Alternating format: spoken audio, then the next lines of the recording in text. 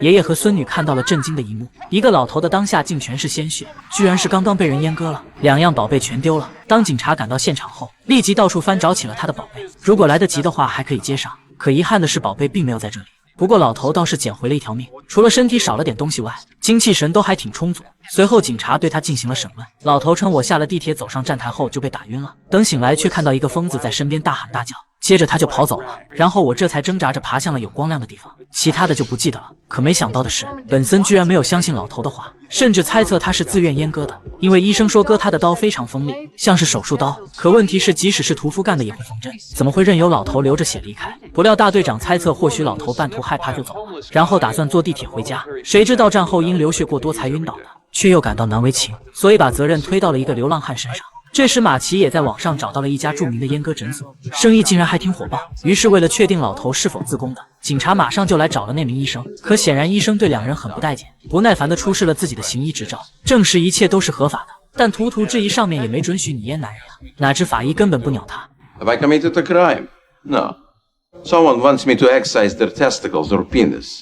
接着马奇赶紧让他辨认受害者，但医生没见过，因此排除了老头自宫的可能。然后警察又返回了地铁站，结果发现案发地点正好处于监控盲区。不过这时民警突然有了发现，他们在杂物仓库里发现了血迹，而且还抓住了一个小流浪汉。据小孩交代，他今早看到一个同伙满手鲜血的跑出隧道，还大喊获得了一个祭品，他很可能就是老头嘴里的凶手。于是根据小孩提供的线索，警察马上赶到了流浪汉聚集地，找到了那个人的草窝，果然在这里发现了血迹以及老头丢失的宝贝。而恰巧这时流浪汉也回来了，谁知他见到警察后转身就逃，警察当然不能放过他，随后紧追不舍，最后终于成功抓住了他。然而当取下流浪汉的眼镜后，他竟疯狂大喊大叫起来，显然精神不太正常。于是审问的任务自然交给了黄博士。经过黄博士的缜密审问后，流浪汉疯疯癫癫交代，是一个白衣天使将祭品交到了我手上，我想将它献给上帝。据此黄博士得出结论，流浪汉不像凶手，因为他患有畏光症，不太可能冒险走到地铁站里行凶。可泰勒却心存怀疑，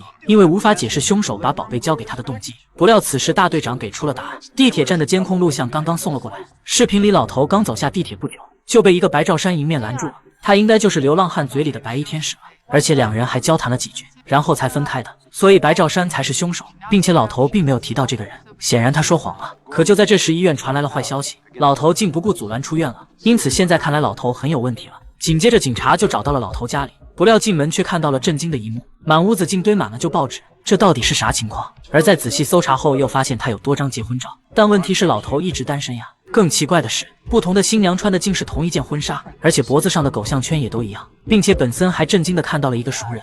他4年前曾报案被一个疯子囚禁并强奸，可当时女人喝多了，所以本森并未信他。现在看来这是真的了，因此警方推测老头曾囚禁性女，他很可能是被囚禁的人阉割的，所以才不敢说实话。本森也很后悔当年没相信报案人，没想到现在他竟成了关键线索。但目前女人的住址已经变了，警察找不到她，只好来找她的母亲了。可谁知母亲也已经2年没见到女儿了，还不断抱怨她是个瘾君子，不仅来我店里偷东西，还破坏我的婚姻，谎话连篇。但警察可不信俩人没联系，直接说出4年前他被强奸是真的，并且我们有证据。母亲一听这话才呆住，不禁后悔当年也没相信女儿。既然事情已说开了，母亲也承认上个月女儿曾来信要钱，信封上有地址。于是警察顺着地址找到了女儿希拉里，哪知希拉里仍对本森印象深刻，对当年的事仍是耿耿于怀，一上来就没好脸色。对此俩人也只能干受着，谁让他们理亏呢？随后警察坦言，可能还有其他人被囚禁，想知道当年希拉里被关押的地点。听了这话，希拉里才打起精神，缓缓说出了知道的一切。He called it his party place. It was a hellhole, but he kept a combination lock on the door, so I never would have gotten out. What about windows? There weren't any. And it was cold and damp. So I think we were in a basement. I heard singing, chanting, in a strange language, like some kind of satanic cult. 那还真是一个奇怪的地方。就在大家百思不得那是什么地方之际，马奇恰巧查到老头曾花大价钱维修过一座教堂。本森听了顿时眼前一亮，教堂里不正是有诵经吗？那里也有地牢。果然神父证实老头确实曾经翻修了教堂，但从那以后他再也没出现过。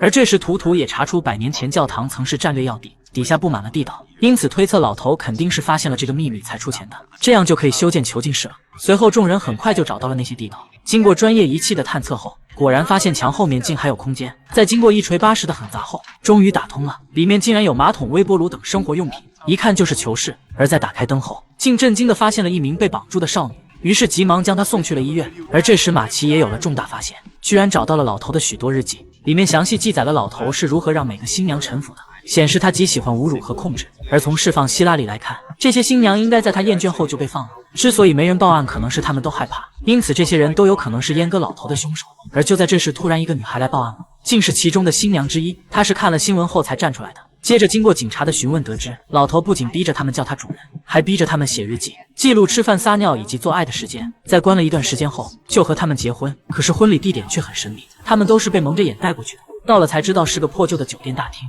不过那里的经理见过他们，然后女孩们就被带进房间举行婚礼，礼毕后再被强奸一次。而那里从窗口可以看到有直升机，还能听到船的汽笛声。于是根据这两个特点，警察推测那家酒店就在码头边，随后就紧急赶到了那里让老板辨认。没想到酒店老板很不识时务，不过在吃了一点苦头后，才贱兮兮地承认老头正在房间里。于是警察急忙冲了进去，哪知又看到了震惊的一幕，老头已死，而本森却奇怪地在身边。几人顿时蒙圈了，而本森的解释是我来的时候他已经死了。可真的是这样吗？随后几人回到了派出所，不料又被眼前的一幕惊呆了。受害的新娘们竟一股脑都来报案了。原来他们不知道从哪听到了风声，老头已死，因此全都站了出来。这下更不好判断谁是凶手了。好在警方还有个人证。接着他们把照片拿给了流浪汉看，很快流浪汉就认出希拉里就是那个白衣天使，就是他将老头的宝贝交给了他，所以希拉里具有重大嫌疑。然而就在警察即将逮捕希拉里之际，母亲竟突然承认我才是凶手。既然如此，警察只能例行公事了。在将母亲带到屋外后，才正式宣布逮捕。尽管希拉里不停地求情，但警察可不管这些。而后母亲交代，上个月希拉里偶然看到老头从公寓里出来，一下子就认出了他，然后来找我商量，我不能再亏欠女儿了，所以就跟踪到地铁站阉了他。当时没杀他是担心他还囚禁着其他女孩，直到你们找到了地下室后，我这才决定去杀了老头。这就是整个事情的经过了。然而虽然母亲认罪了，但女儿给他请的律师却不认同，声称母亲是被警察吓住了才招供的，而且还是在家里被逮捕的，明显违背了宪法。虽然检察官据理力争他是在屋外被逮捕的，但法官却偏向于律师，所以不予采纳母亲的认罪，命令择日开庭审理此案。于是不久后就开庭了。检察官的观点是，老头虽然罪大恶极，但是应该交由法律处置，不应该被母亲私自处死，所以他有罪。而律师的论点是，警方没有证据证明母亲是凶手，他只是有这个动机，可动机并不代表着犯罪。随后话锋一转，称反而还有一个嫌疑更大的人，那就是本森警探。于是本森不得不进行自证，表示那天我已经搜查了5家酒店，恰好在第6家发现了老头，可在进去前他就已经死了。不料律师却直指本森的痛点，逼着他承认因为4年前没有相信希拉里而内疚，所以这次独自找到老头后杀了他来赎罪，甚至抹黑本森曾枪杀过罪犯，属于谋杀。本森虽然进行了激烈反驳，可终究搞不过律师的嘴。然而检察官却分析，律师不是真要认定本森有罪，而只是想借此引起陪审团对母亲杀人产生怀疑，这是他辩护的手段，对此他也毫无办法。然而就在这时，关键证据突然出现了，法医冶金学家竟有了新发现，他在尸体伤口内的胸骨上发现了金子，并且分析有几百年历史了，所以推测凶器是一把镀金的古董刀。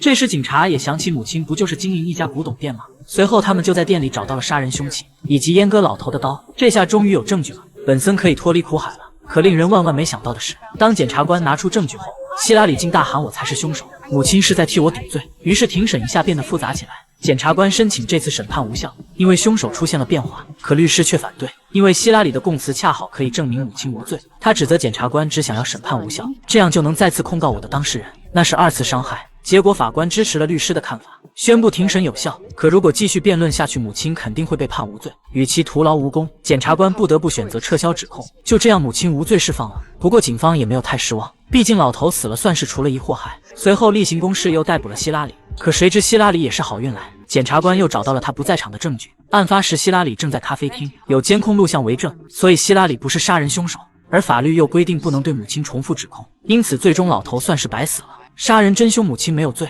希拉里阉割了老头，只判了个伤害轻罪，皆大欢喜。